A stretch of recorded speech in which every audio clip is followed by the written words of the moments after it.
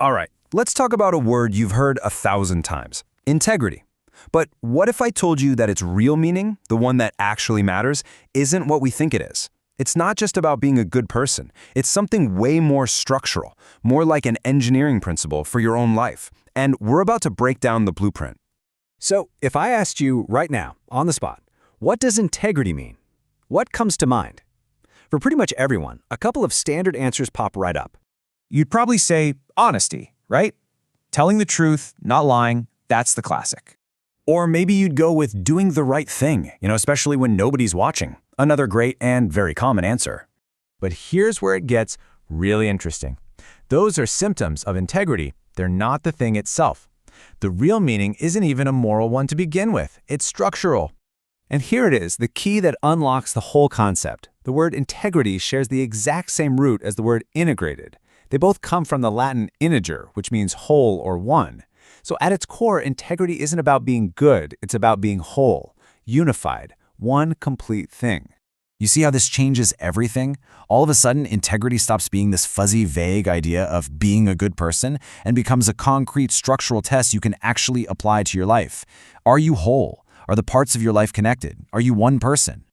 So the real distinction is this. A person with integrity is an integrated person. They are one whole person. But someone without integrity isn't necessarily a bad person. They're a fragmented person. They're broken into different pieces, right? Different versions of them show up for work, for family, for friends, because there's no single unified core holding it all together. Now, to make this idea really stick, let's use a metaphor. I want you to think of your character, yourself, as a bridge. A bridge that has structural integrity can hold immense weight because every single part is connected to every other part. The beams, the cables, the foundation, they all work together. When a heavy load comes along, the stress gets distributed across the entire structure, and that's why it holds. But think about a bridge with gaps, where the joints aren't connected, where there are cracks in the foundation.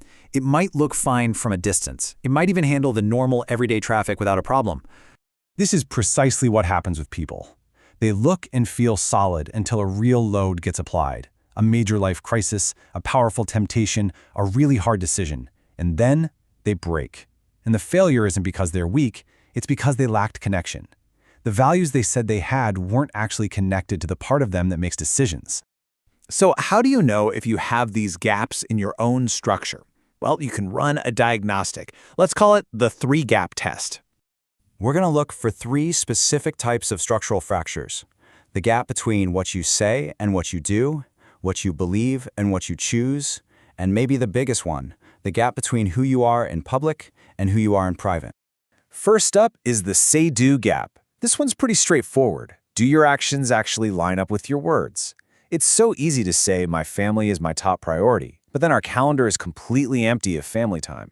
We say our health matters, but our actions tell a totally different story. Every single one of those disconnects is a structural gap. Okay, next is the believe-choose gap. This one goes a little bit deeper. Do the choices you make, day in and day out, actually reflect your deepest core beliefs? Or do you kind of believe one thing in theory, but when it's time to act, you make a more convenient choice that goes against it? That gap exists when our beliefs are just ideas, disconnected from our decision-making engine. And finally, we've got the deepest test of all, the public-private gap. Are you the same person when absolutely no one is watching? Does the person you perform for the world match who you actually are when the doors are closed and the curtains are drawn? The size of this gap is probably the most direct measure of your structural integrity. So why are we even talking about this? Why does it matter? Because these gaps, they're not harmless little inconsistencies. They have a massive hidden cost that compounds over time, and it quietly undermines everything you're trying to build in your life. Here's the bottom line. These gaps, they make you unpredictable, and people can feel that, even if they can't put their finger on why. They sense that they don't know which version of you is going to show up today. And that feeling, that deep uncertainty, absolutely demolishes trust. And trust is everything. It's the ultimate currency. It's the thing that opens every single door you want open in life. Promotions, deep and meaningful relationships, incredible opportunities. Those things are given to people who are predictable, who are solid, who are integrated. Okay, so if you're listening to this and recognizing some gaps in yourself, the point isn't to feel guilty or beat yourself up. The goal is to start building, to become the architect of your own character. So here's the blueprint. It's a 5-step process. First, just audit yourself, but with curiosity, not judgment. Just see the gaps. Second, start small. Please don't try to fix your entire life overnight. Pick the tiniest, most insignificant gap you can find and close it. Get a winnable repair under your belt. Third, align just one small thing between your public and private self. Fourth, and this is so important, when you mess up, acknowledge it. Don't hide it. Hiding mistakes just creates brand new gaps. Own it. And finally, number 5, be patient. This is structural work, like building a skyscraper. It doesn't happen in a weekend. And this might be the most crucial point of all. You don't build a bridge in one dramatic, heroic effort. You build it piece by piece, rivet by rivet. Integrity is built in exactly the same way, through thousands of small, consistent acts of alignment, day after day. So here's your challenge. For this week, just find one gap. That's it. You don't even have to fix it yet. Just see it. Acknowledge its existence.